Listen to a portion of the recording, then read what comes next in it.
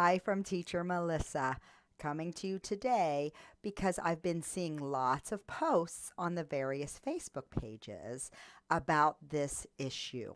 I'm talking about our pickers, our lickers, and our spinners.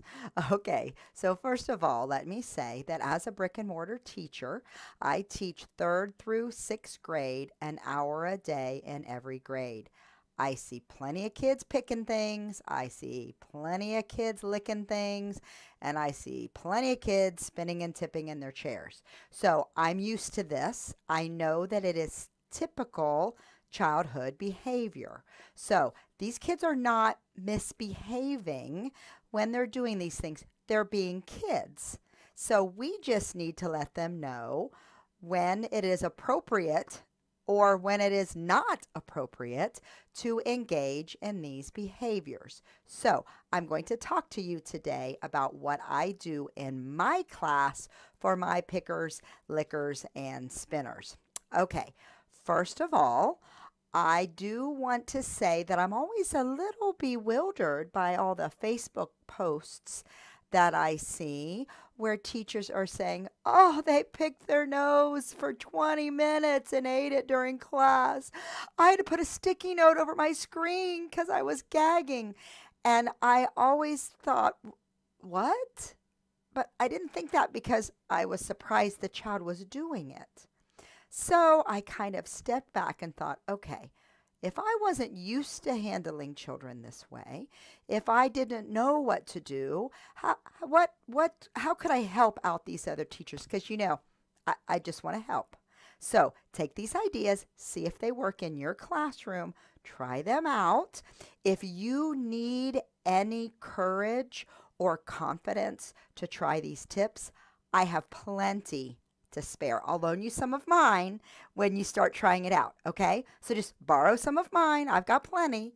Try it out and tell me what you think. All right, so here's what you need. You need 2 things. First of all, you need a stop sign because, yes, you are going to tell the child to stop. You do not have to sit there and watch that behavior. I don't in my brick and mortar class. When I've got my little 4th grade guy who picks his nose, I go up to him and I say, oh, that is not, look, do not do that. No fingers in your nose. I tell them, smile real big, but that's what I say. I do the same thing in my VIPKid classroom. So if they got their finger up their nose and they're going at it and you're trying to talk to them, I just smile real big and I pull my stop sign out and I put it really close to the front. And I will say, bow, bow, stop, stop.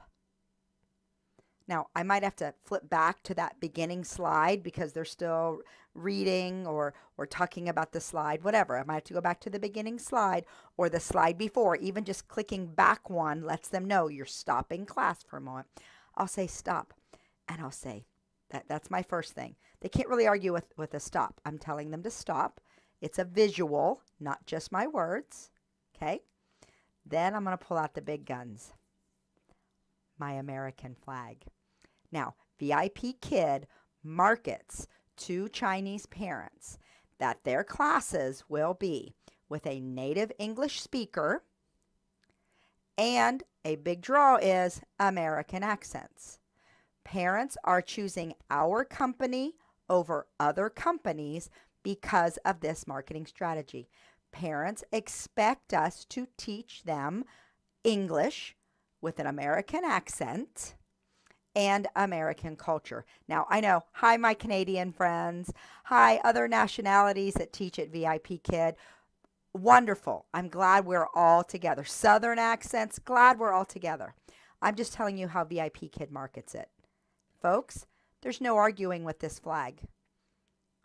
When I say in America, there's no arguing. They can't give me a different pronunciation. They can't tell me, no, no, no. There's no arguing with this. Our culture is not better than anyone else's. I am not saying that we are stronger than anyone else. I am just telling you my class is an American class, and this is what we do in my American class. So I'll say, bow, bow, stop. In America, no fingers in your nose. in an American class. My American class, no finger. No finger. Okay? Good. Okay, same thing with camera lickers. Stop, stop. In America, no, no licking. No licking. Okay? Good. Now, I've also heard people say, Mom was sitting right there the whole time and didn't do anything. It's my classroom. I am going to go from the position that Mom is on my team. Mom wants to be there. Mom wants to help her child. We're on the same team. But if I come into my classroom from a position of fear, I'm worried about offending Mom, and then Mom's worried about offending me, and the kid keeps picking his boogers, who's to blame? Not the kid, not the mom. I'm to blame. It is my classroom. It is my job to set my expectations and my mood in my classroom. My mood is bright. My mood is upbeat. My mood is helpful. So I will say to Mom, Mom, she might be right off camera, or she might be sitting right there. It might be Dad, might be big sister, whoever's happens to be in the room. If there is someone, I'm going to do the same thing. I'll say, Mom, Mom, I'm going to call her over the camera. Hi, Mom. In American class, in my American class, no finger. No, Bao Bao cannot put his finger in. So no finger. Okay, good. 9 times out of 10, Mom will step in and she'll just be pulling little Bao Bao's hand down. If Bao Bao's licking the camera, she's going to back Bao Bao up and she's going to stop.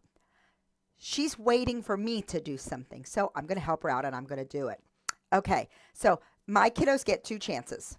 I'm going to do this twice, all right?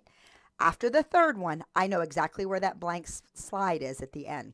I'm going to skip to that blank slide. I'm going to put the big stop sign. I'm going to draw it right on the slide, and then I'm going to sit there. I'm going to say, stop, stop. And then I'm just going to pause. There's nothing for them to look at. It's a long, awkward pause. No finger. Stop.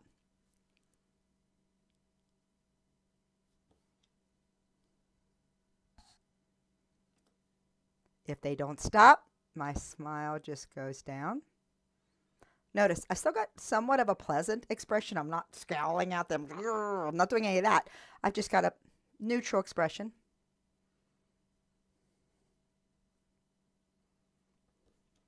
Stop, stop. I'm telling them stop. And I'll pause. As soon as they stop, good, thank you. Are you ready for the lesson? Then I'll skip back to the lesson slide. Write down which one you're on. Don't forget which slide you're on. Okay. Now, I might have to do that 2 or 3 times in a lesson. Okay. So this is very similar to what if they're spinning. You know, they've got their iPad and they're holding it in their hands and they're spinning around and you're dizzy. Tell them to stop. They're kids. They want to move. You need to tell them to stop. Now, I don't mean tell them to stop moving. My classes are very active. I do a lot of, you can tell I talk with my hands. I do a lot of TPR. I expect my students to do TPR with me. We're up, we're dancing, we're high-fiving, we're doing jumping jacks, we're moving, we're running, we're skipping, we're doing all kinds of things. Lots of movement, but not while they're holding the iPad. Okay? So they have to sit it down or they have to stop. I don't let them run around the room and I don't let them spin in their little office chair. Now, if they're just kind of rocking a little bit, they're kids. Let them wiggle. No biggie. Okay, if they're just moving every now and then, but the most of the class is fine, then just let it go. I only do it if there's like a lot of movement. And then I will just mention to the LP to please ask the parents to get an iPad stand and word it that it will be better for the student if their hands can be free to do TPR with the teacher, if they can sit it down on a table propped up on a book so that they can do the motions and the actions with the teacher for the songs and the verbs, however you want to word it. I word it to the LP a couple times, couple classes. And if nothing happens, I will mention it directly to the parents. It would be helpful if Bao Bao had an iPad stand so that he can do TPR and motions with Teacher Melissa. So I'll just mention that also because I want them to be active. I just don't want the iPad that they're holding to be active. So this is what I do for my pickers, lickers, and spinners. I assume mom's my partner and she wants to help. I tell the child my expectations because maybe they don't know my expectations, and I pull out my big gun. In America, this is what we do in class. Big smile, very cheerful. Okay? Now, this works for other behaviors as well. If you've got other things going on in class, if they are watching a video or there's other things. So I'll do another video later about what I do about extreme behaviors sometime in the coming weeks. But this might help you out, I hope. Let me know if you've got any other ideas for what you do for your pickers, lickers, and spinners. Have a great day.